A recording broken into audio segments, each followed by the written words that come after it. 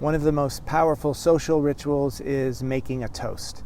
And in Judaism, this universal practice becomes Kiddush, the sanctification of Shabbat and festivals. It's almost like a kind of sympathetic magic, aiming to pour blessing into the sacred vessel of our bodies. And so in this sense, it represents the very core of spirituality, the blessing of the moment and the bliss of presence. But to really achieve this, you definitely don't need any alcohol. How do you do it? That's the subject of this teaching based on the Torah reading Parshat Lech L'cha.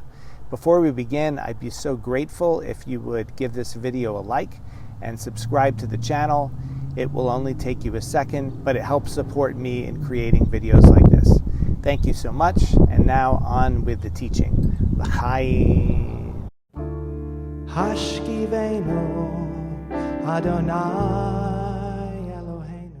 One time when Rabbi Yisrael of Rizhin was traveling through the city of Sanok, several opponents of the Hasidic movement, the Mitnagdim, came to him and complained, "In our congregation we pray at dawn, and after that we sit wrapped in chalice and tefillin and learn a chapter of Mishnah. Not so with you Hasidim.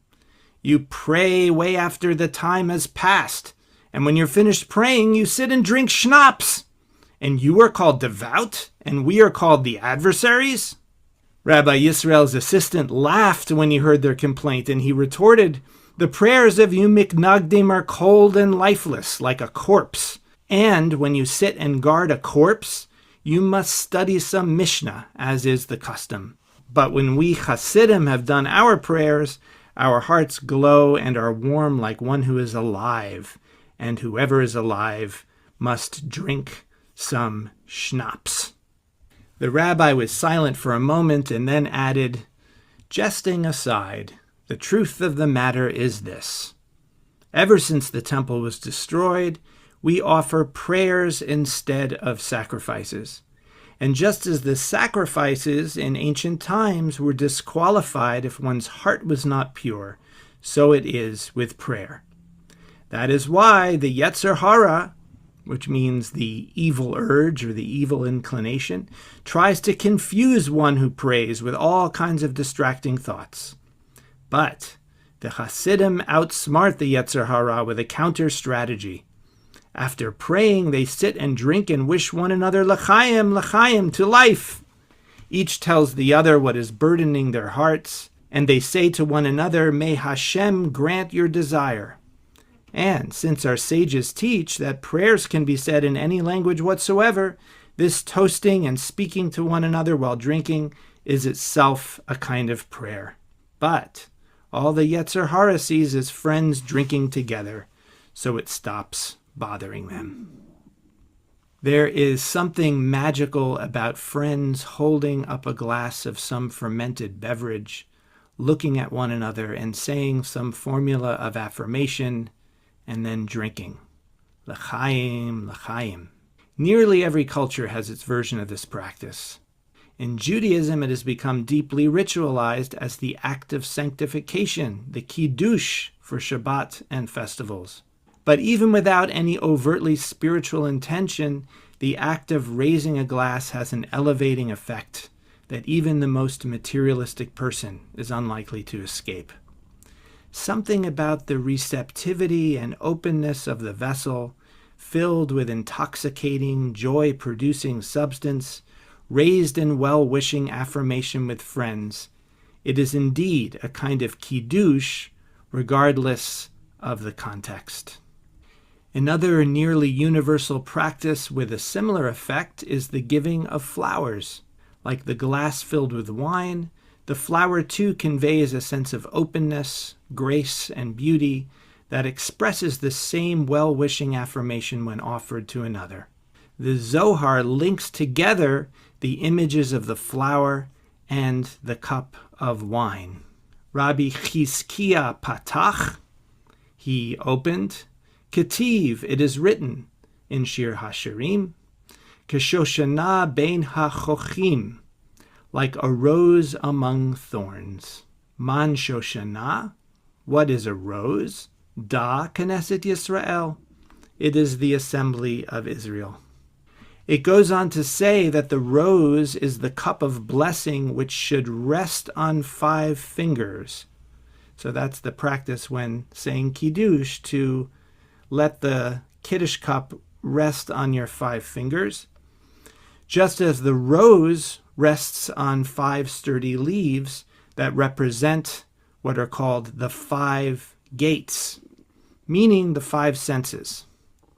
So according to the Zohar, the flower and the cup are the community of Israel, but on a more immediate level, they are actually representations of our own bodies. Just as the rose is filled with nectar and the cup is filled with wine, there is a sweet blessedness when we fill our bodies with the light of consciousness. And how do we do that? By bringing our consciousness more intensely into the 5 gates. That is present moment awareness through the 5 senses. And so as we're listening, we can begin to do this right now. Not merely receiving and thinking about these words, but noticing the sounds of the words, noticing what the visual field is taking in. And behind it all, the feeling of the flow of the breath.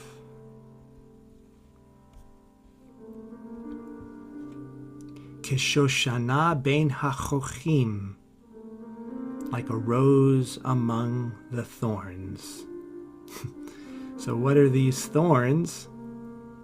The thorns are the challenges to remaining present. The thorns are that which block the wine of consciousness from flowing into the cup of the body. The 3 main thorns are fear, desire, and excessive or compulsive thinking. There is a hint of this in Avram's plea with Hashem that he should have some assurance that his offspring will come to possess the land. Vayomar Adonai Adonai Bama Eda Ki Irashena. He said, O divine Lord, how shall I know that I am to possess it? Vayomer Elav, Hashem answered him, Kecha li egla meshuleshet. Bring to me a 3-year-old heifer, ve'ez meshuleshet, ve'ayel meshulash, ve'tor ve'gozal. A 3-year-old goat, a 3-year-old ram, a turtle dove, and a young bird. So each of these animals represent a thorn, so to speak. The heifer is fear, as hinted in this verse describing Avram's vision. V'hine ema chashecha gedola v'nofelet alav. And behold, a great dark dread descended upon him. The goat kicking around, is excess thinking, expressed as Avram's demand for assurance. Bama eda, by what can I know? The ram is desire, his preoccupation with a future goal. Ki irashena, that I am to possess it. The animals are then each cut in half, hinting that we need to free ourselves from these thorns, these inner tyrannies of the mind and heart. But ve'etatzipur lo vatar, he did not cut the bird. The bird is a beautiful metaphor in Kabbalah and Hasidic thought. The 2 wings of the bird represent the positive counterparts to desire and fear, which are love and discipline. Both are necessary. Discipline provides the regular structure to engage our practice, while love is the actual content of the practice. The fluttering of both wings together represents the harnessing of the movement of the mind, directing intention, called kavanah, toward the divine goal. In other words, while the animals represent the tyranny of the heart and mind, the birds represent the redirection of the heart and mind into our practice. The idea, of course, is not to destroy the heart and mind, but only to destroy their tyranny by realizing our mastery over them. Then you can use their energy to discover and reveal your divine essence so that the wine of consciousness fills the cup of your body. When that happens, the awareness becomes like a fire, illuminating the five senses and burning up attachment to the thorns of fear and desire, revealing their divine root. Vayehi hashemesh ba'a, the sun had set. Va'alata haya, it was dark, and hine, behold, velapid esh asher avar bein hagzarim ha'ele, a flaming torch passed between the parts. This is the illumination that descends and frees us from the tyranny of the inner thorns. How do we invite that illumination? The key is bringing the fire of our attentive presence to the truth of our experience in this moment, and in this attentiveness, the flower of blessing blossoms on its own. This is the miracle of presence.